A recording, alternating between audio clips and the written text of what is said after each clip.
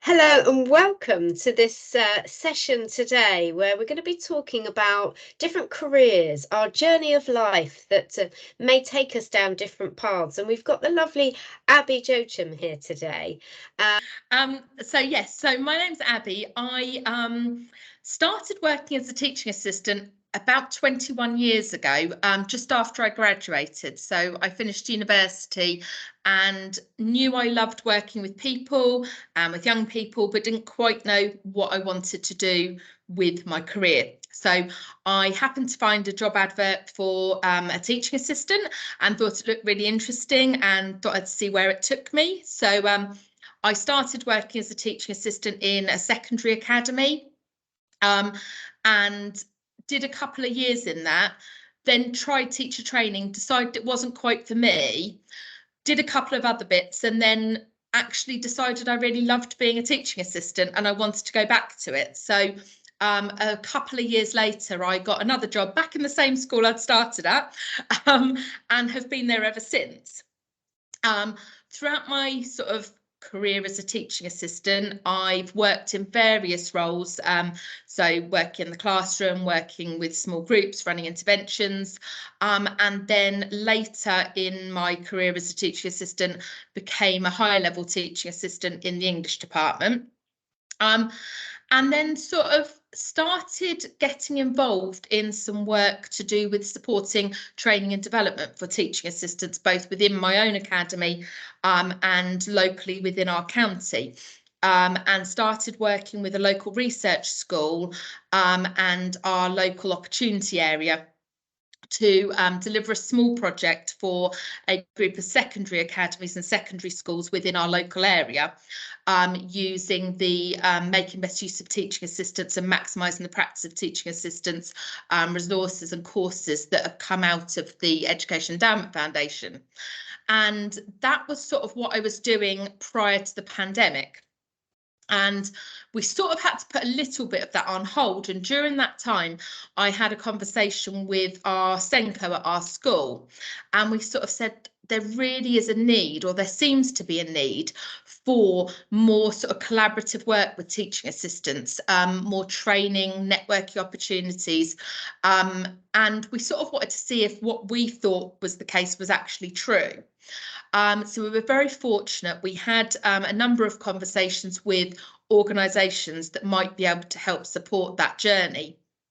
And one of those happened to be with the opportunity area that we had locally.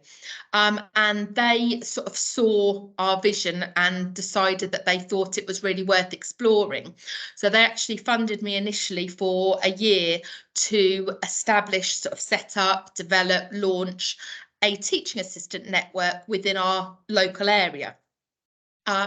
So sort of the end of 2020, beginning of 2021, I ran 4 online launch events, really asking local teaching assistants to come along virtually, as everything was at the time anyway, to come along virtually to talk to me about whether they would want a network for teaching assistants and what they would want from that network, and actually what their training and development needs were, what worked for them. And I really wanted to make that teaching assistant network a network run by teaching assistants for teaching assistants, and really speaking to what teaching assistants were saying their needs were, but obviously more importantly what the needs of those young people they were working with in schools were. And that was sort of the basis that I developed the teaching assistant network in Suffolk on.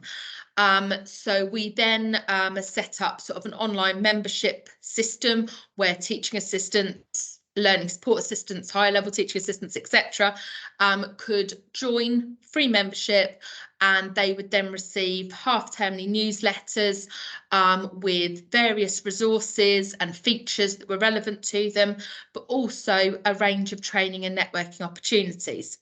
And these were really based on the needs that the TAs were saying they had around training and development. And that has sort of grown and developed over the time I've run the network. So initially for the first 2 years, we were funded by the opportunity area. And then this year, I'm funded 2 days a week by Suffolk County Council to deliver the teaching assistant network throughout Suffolk. That's absolutely great that you've had those opportunities and that Yeah. funding. So they can obviously, like you said, they saw your vision and they've tapped into that, and they can obviously see the benefits of that.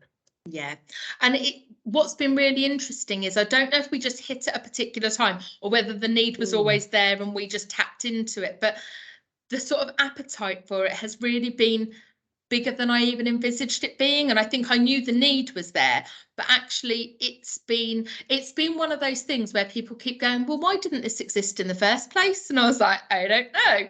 It's one of those things where you sort of think, well, surely it's always existed, but actually it hasn't. And it actually ended up getting to a point where we really wanted to have a proper conference, a proper professional conference for teaching assistants. And actually, in September, we ran our first annual conference for teaching assistants within Suffolk, and actually we had over 200 sign up. We had 189 attend, and we wow, had an that's entire amazing. we had an entire day of professional learning around speech language communication needs. We collaborated with the local council speech language communication needs team and the NHS team to sort of deliver a conference that was really going to sort of support the professional learning around an area that is really crucial right across the phases for teaching assistants and for the pupils that they work with.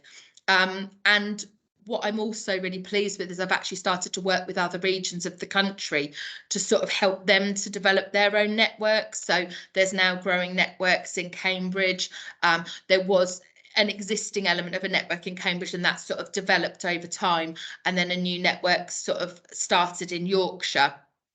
And other counties are showing an interest in developing their own networks. And I think people are seeing Yeah, the that benefits of need. that. Yeah, and that need. Yeah, Yeah. absolutely. So what about with your own career alongside that? Where else has that sort of taken you down any different paths? Well, I've been able to have experiences that I never thought I would have. So when I first started running the network, obviously it's given me huge experience running a network, which has Yeah, been amazing, and actually using my knowledge, having worked as a teaching assistant for a huge amount of time.